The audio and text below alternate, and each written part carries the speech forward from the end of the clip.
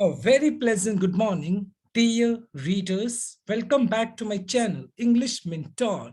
Today, we are going to analyze the editorial of 7th June. So let us start this editorial in detail. The title of this editorial is Joy After Pain. देखो pen का मतलब होता है दुख और Joy का मतलब होता है खुशी, यानी दुख के बाद खुशी. On Nadal and Swiatek win at French open. और फिलहाल फ्रेंच ओपन जो कि एक टेनिस टूर्नामेंट है वो कंप्लीट हुई, जिसके अंदर Nadal, Rafael Nadal and Swiatek जो कि वुमेन कैटेगरी के अंदर थी, मेंस कैटेगरी के अंदर नडाल और वीमेन कैटेगरी के अंदर स्विएटेक, इन दोनों ने क्या किया है, फ्रेंच ओपन को क्लेम किया है. और नडाल ने जैसे ही इस फ्रेंच ओपन को जीता तो उन्होंने अपने आप में एक बहुत अच्छा, एक बहुत बेहतरीन एक रिकॉर्ड एस्टेब्लिश कर दिया है, स्थापित कर दिया है. नडाल, राफेल नडाल के लिए बोला गया है, एंड स्विएटेक ये वुमेन कैटेगरी की एक पोलैंड के खिलाड़ी हैं, might have lent tennis some stability at the top. तो इन दोनों ने जो एक बेहतरीन तरीके से परफॉर्म किया है, तो माइट हैव लेंट का मतलब होता है प्रोवाइड करना, टेनिस सम स्टेबिलिटी का मतलब होता है एक तरीके से स्थिरता एट द टॉप. तो इन दोनों की जो परफॉर्मेंस है, इन्होंने फ्रेंच ओपन के अंदर जीत हासिल की है और अभी ये फिलहाल टॉप पर बने हुए हैं. तो हो सकता है शीर्ष पर, शिखर पर इन्होंने स्थिरता प्रदान की हो, यानी कि हो सकता है कि आने वाले टाइम में काफी टाइम तक ये दोनों टॉप पर बने रहें. Rafael Nadal is an immortal presence. देखो, इमोर्टल होता है अमर, जो कभी नहीं मरता है, राइट. राफेल नडाल की जो प्रेजेंस है, यानी उसकी जो उपस्थिति है, वो क्या है, इमोर्टल है. इमोर्टल का मतलब कभी भी वो मर नहीं सकती है, अमर है. At Roland Roland Garros. देखो, रोनाल्ड गैरोस यूज किया जाता है फ्रेंच ओपन के लिए, यानी फ्रेंच ओपन जो कि एक टेनिस टूर्नामेंट है, उसके लिए रोनाल्ड गैरेस वर्ड भी यूज किया जाता है. तो यहाँ पर बोला गया है कि राफेल नडाल की जो प्रेजेंस है, उसकी उपस्थिति जो है फ्रेंच ओपन पर, वो कभी भी भुलाई नहीं जा सकती है, वो अमर है. द स्पेनियार्ड यूज किया गया है, the one who is native of Spain. मतलब एक ऐसा इंसान जो स्पेन के क्या हो, नेटिव हो, उसको बोला जाता है स्पेनियार्ड. तो यहाँ पे स्पेनियार्ड बोला गया है राफेल नडाल के लिए, जो क्योंकि राफेल नडाल स्पेन से बिलोंग करते हैं. आफ्टर ऑल यानी राफेल नडाल ने क्या किया, आफ्टर ऑल, आखिरकार, has a statue of himself the site, यानी कि राफेल नडाल का स्टैचू बिल्कुल जहां पर ये फ्रेंच ओपन खेला गया, तो उसके साइड में राफेल नडाल जो कि एक लेजेंड है टेनिस के, उनका एक स्टैचू बनाया गया था. और वो उस स्टैचू की प्रेजेंस के अंदर, यानी कहीं ना कहीं वो स्टैचू की उपस्थिति के अंदर वो खेल रहे थे. That is more than size and rare tribute for players still existing active. देखिए, और ये अपने आप में जो स्टेच्यू उनका बनाया गया राफेल नडाल का, ये क्या है, मोर देन लाइफ, यानी कहीं ना कहीं जिंदगी से ज्यादा, और साइज यानी उसका जो कद है उससे कहीं ज्यादा. और रेयर ट्रिब्यूट, ट्रिब्यूट का मतलब हो गया श्रद्धांजलि. और कहीं ना कहीं राफेल नडाल जो कि एक लिविंग लेजेंड है, जो कि एक महान खिलाड़ी है, जो कि जिंदा है, और उनके लिए एक क्या है, श्रद्धांजलि है. ऑन संडे के दिन द 30-year-old शॉट, और राफेल नडाल जो कि 36 साल के हैं, उन्होंने दिखाया क्या, why his is such timeless का मतलब which is not affected with time, समय से मतलब जो अफेक्टेड नहीं होता है, उसके ऊपर कोई प्रभाव नहीं पड़ता है. एग्जिस्टेंस का मतलब हो गया अस्तित्व. Bye winning his 14th French open crown.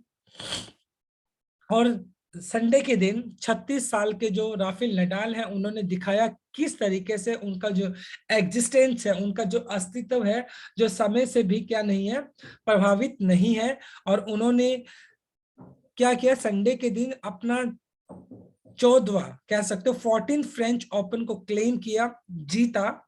That also gave him that also gave him 22nd major. और कहीं ना कहीं उनका अगर मेजर विक्ट्री की अगर बात की जाए, मेजर टूर्नामेंट की बात की जाए, तो 14 फ्रेंच ओपन को इंक्लूड करते हो उनका टोटल 22 मेजर टूर्नामेंट्स उन्होंने क्या किया है, क्लेम किया है।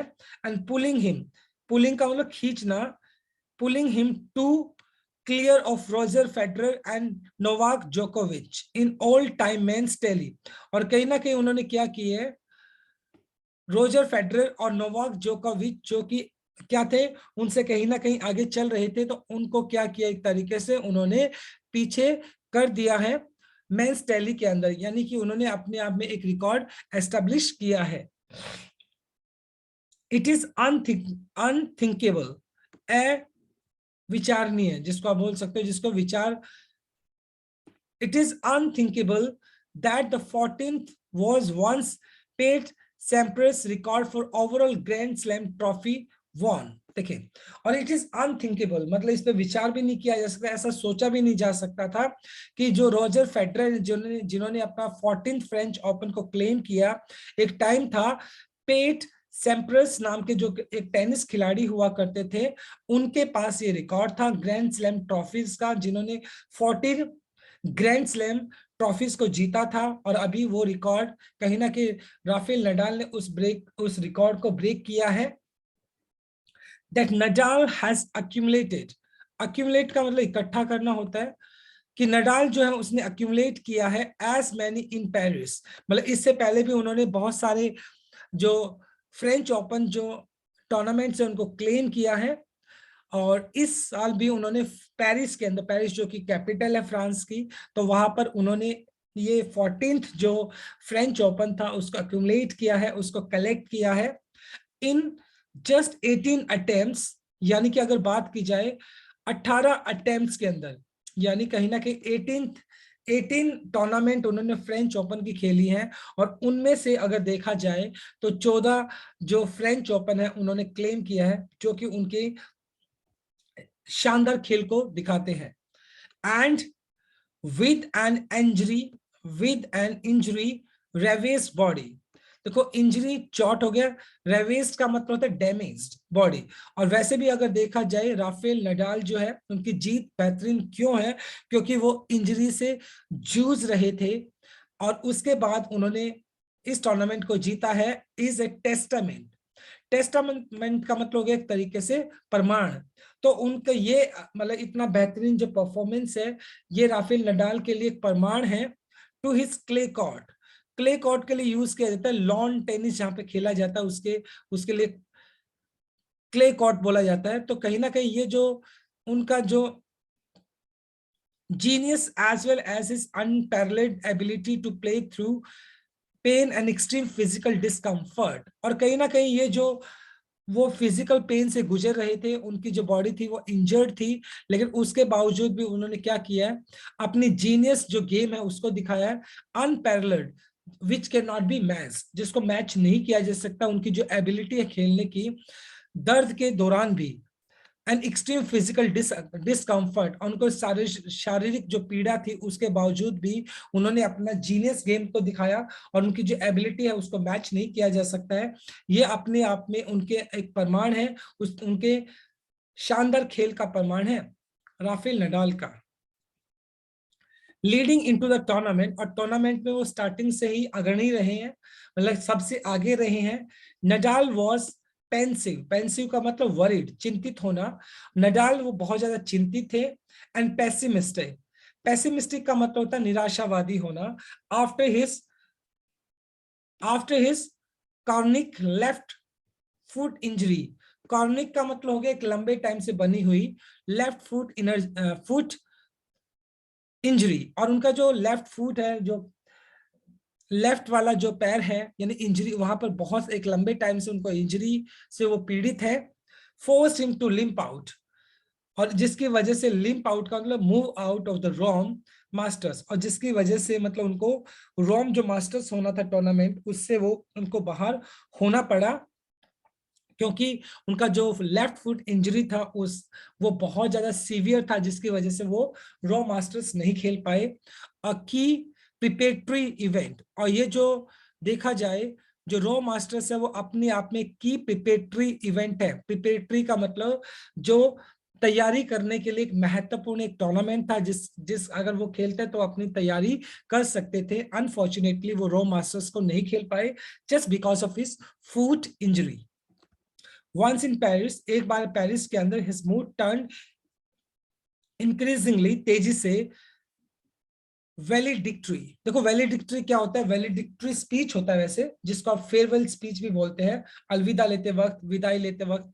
तो एक बार तो उनका मूड ऐसा भी हुआ था कि वो शायद मतलब रिटायरमेंट लेना चाहते हो या विदाई लेना चाहते हो टेनिस से, क्योंकि वो बहुत ज्यादा परेशान थे अपनी इंजरीज को लेकर and with the pain killing injections, क्योंकि वो लगातार क्या करे थे, pain killing injections, pain killer जो होते हैं वो इंजेक्शंस वो ले रहे थे। Needed to keep his leg numb, और मतलब उनको अपनी लेग जो है उसको नम करने के लिए, उसको सुन करने के लिए उनको क्या लेना पड़ रहा था? पेन किलर जो इंजेक्शन है वो लेने पड़ रहे थे। Perhaps telling him that the end was near, और ये सारी सिचुएशन कहीं ना कहीं उसको इस बात के लिए आगाह कर रही थी कि उसका अंत नजदीक है, यानी उसका जो टेनिस जो करियर है वो कहीं ना कहीं खत्म होने वाला है, क्योंकि वो बहुत ज्यादा सीवियर जो लेग इंजरी है उसे जूझ रहे थे।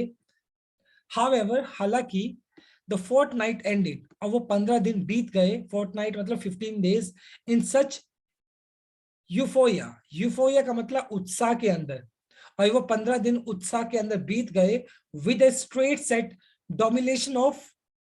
और इस बार जो फ्रेंच ओपन जो टेनिस टूर्नामेंट हुआ उसके अंदर राफेल नडाल ने स्ट्रेट सेट, सीधे सीधे सेट के अंदर बात की जाए, डोमिनेशन, डेमोलेशन का मतलब हो गया एक तरीके से किसी को विध्वंस करना, किसी को तबाह कर देना, of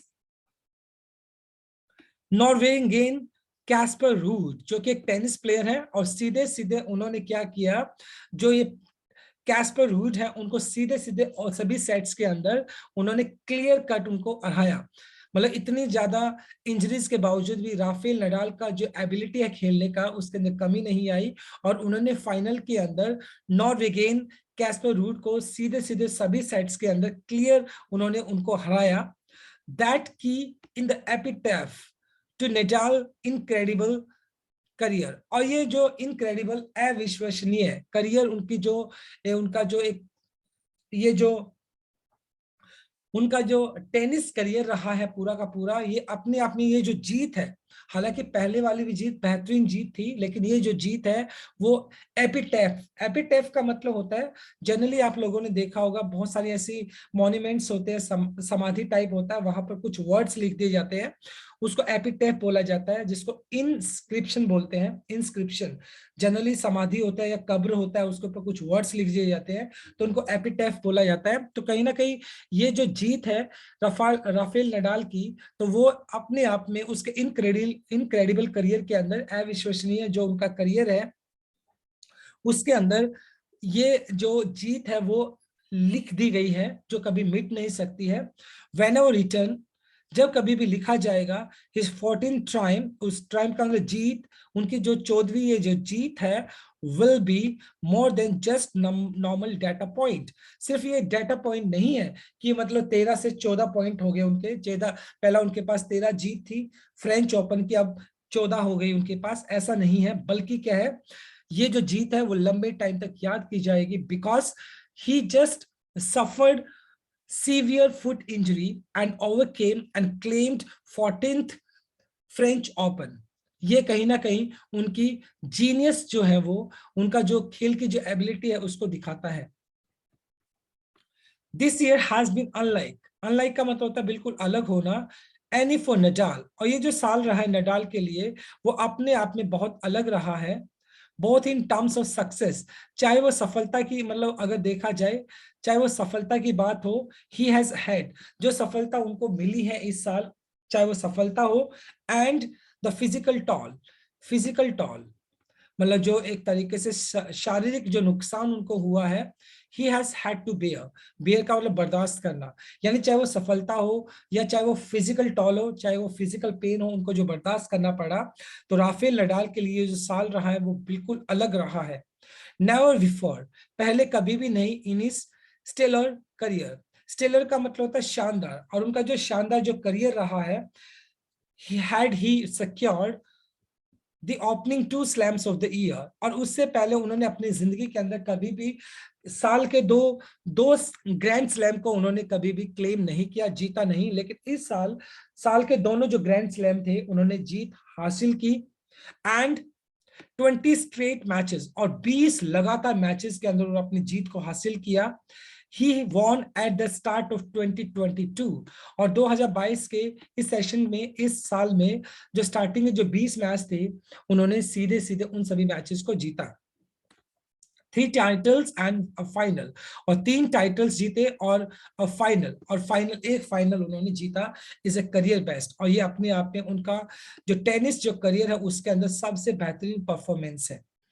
but he had to fight through a bout of COVID-19, लेकिन अगर देखा जाए तो ये इतना आसान नहीं था कहीं ना कहीं राफेल नडाल के लिए, क्योंकि उनको कोविड से भी फाइट करना पड़ा, क्योंकि कोविड से वो इन्फेक्टेड हुए और कोविड से भी उनको फाइट करना पड़ा।